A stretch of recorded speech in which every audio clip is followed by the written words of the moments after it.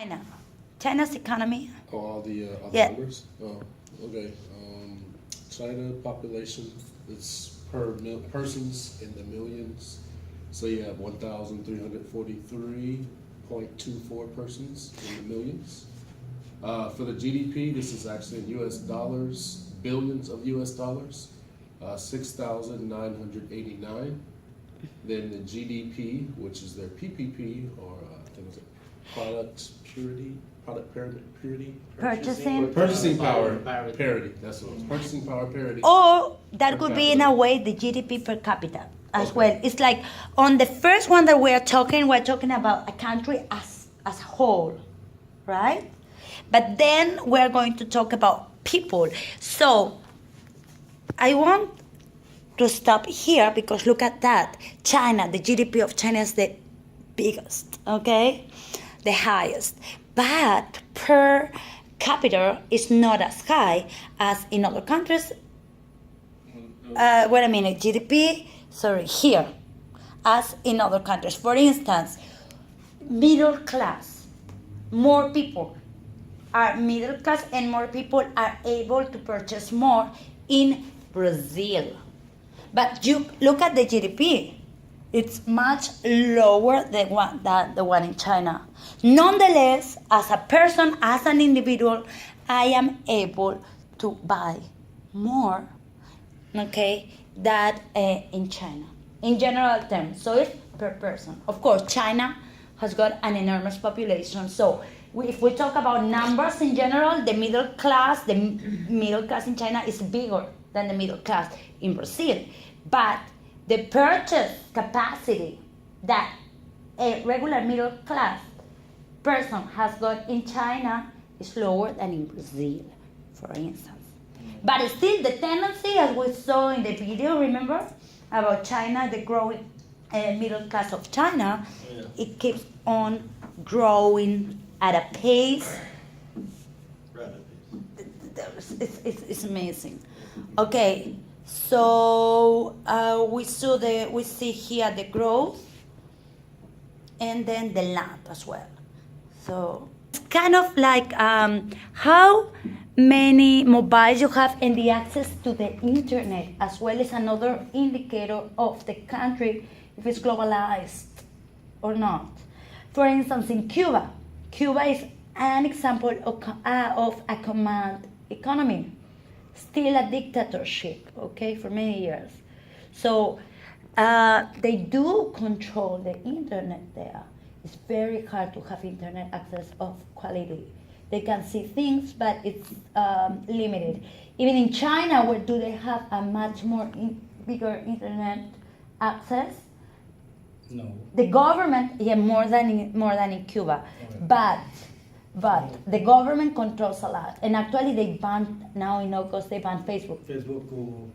Oh, Google was never allowed. Never did, yeah. But Facebook, that they were like hard to get, but now it's totally banned. Okay. In China? Yeah.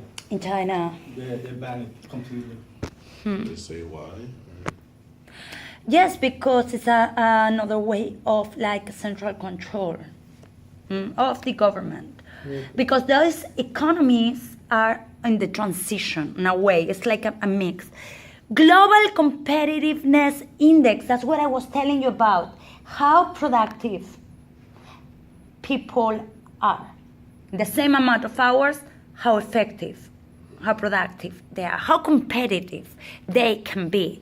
And if you see the country that is like super, like, and it's growing, competitive index, it's like Brazil.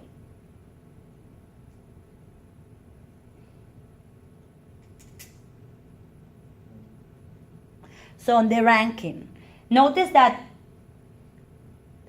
the most competitive countries are going to be in Nordic countries, okay?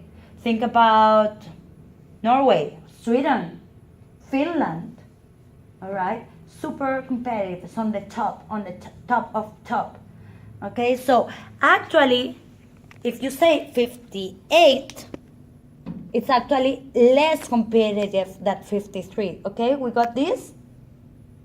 Number one would be the most competitive one. Number 2, 5. The top 10 is like Nordic countries. They are in the USA. We're pretty competitive.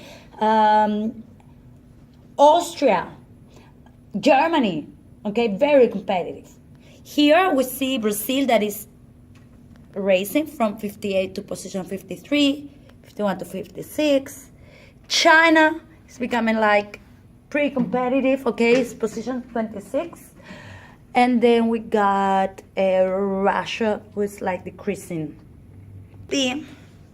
Some extra indicators of how globalized a country is, depending on like economical factors.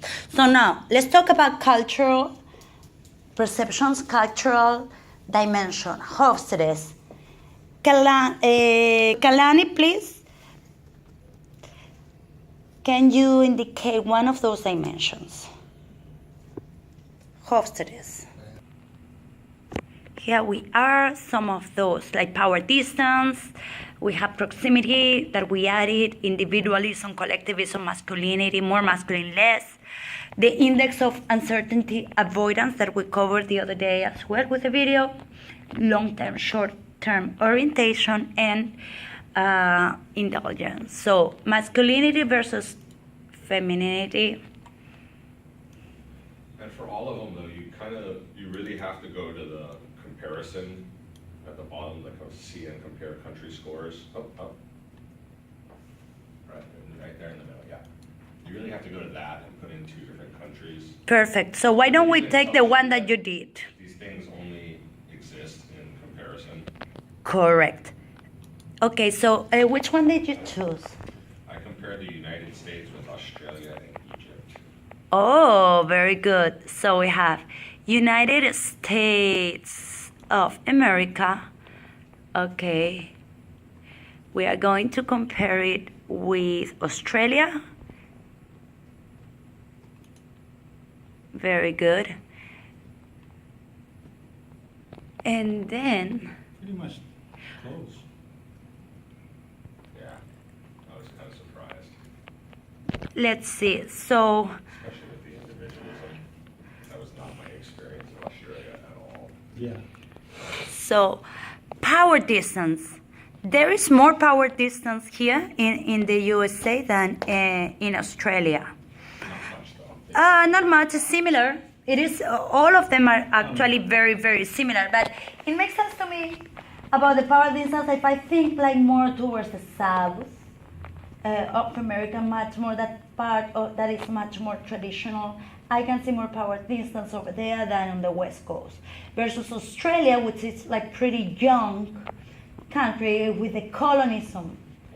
And many of the Australians that arrived there were, many of them were prisoners, right? Yeah. Am I right or not? In the Okay. beginning, it's founded by prisoners and then built up by gold rush.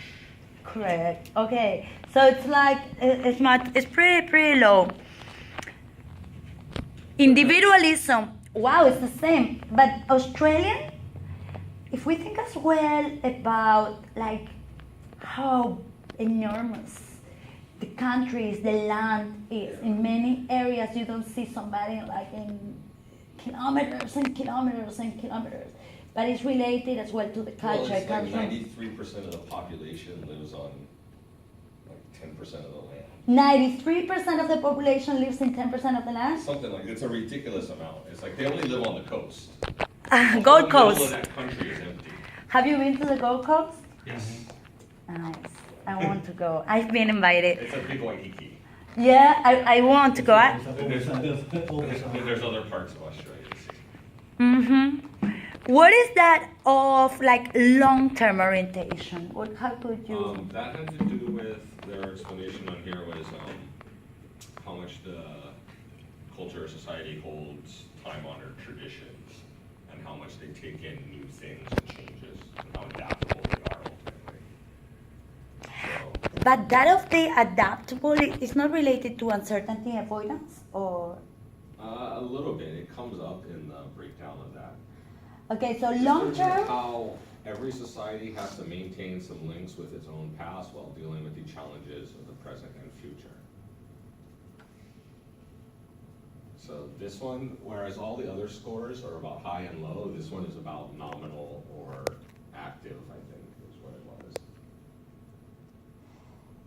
Yeah, so the low scores, like for Americans are prone to analyze new information to check whether it is true.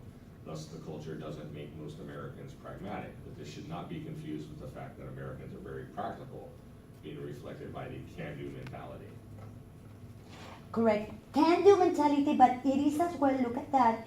Here, we got the long-term orientation. Oh, in America, it's more like toward short-term. If we have long-term 26, that means that 74% could be more like towards short-term. And even more, right? Okay? Even more in Australia. So, business, short-term orientation, we're going to do that from this to 5 years, while in other countries, in other markets, it's totally the contrary. They're very long-term. That could be the case of Japan. Okay? You have to build a relationship first before doing like business. And what is that of the indulgence? Avoidance? Indulgence, was, what's that? The extent to which people try to control their desires and impulses based on the way they were raised. So it talks about how in America we spoil babies more than they do in other countries. So we grow up more inclined to not regulate our desires and impulses. Work hard and play hard. The States has waged a war against drugs and is still very busy in doing so, yet drug addiction in the States is higher than in many other wealthy countries. It is a prudish society, yet even some well-known televangelists appear to be immoral. A lot of in reading the website too, the more I read, the more I could see a lot of this information was from the 80s, perhaps early 90s. It's not as up to date. And I think America's kind of... Well, but American, definitely American for me, it's one of the most dynamic countries. Things that you could have never thought that you could have an African American as a president, like in the 80s. Okay, people, well-informed people who were here, no, it's like, no, in the 80s. But hey, 20 years later, that happened. We can have women, it's like, it's so diverse, it's so diverse and ever, like, changing, right?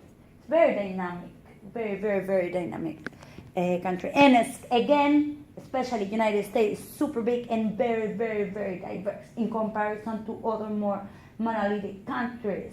As we can think, I can think of Portugal, okay?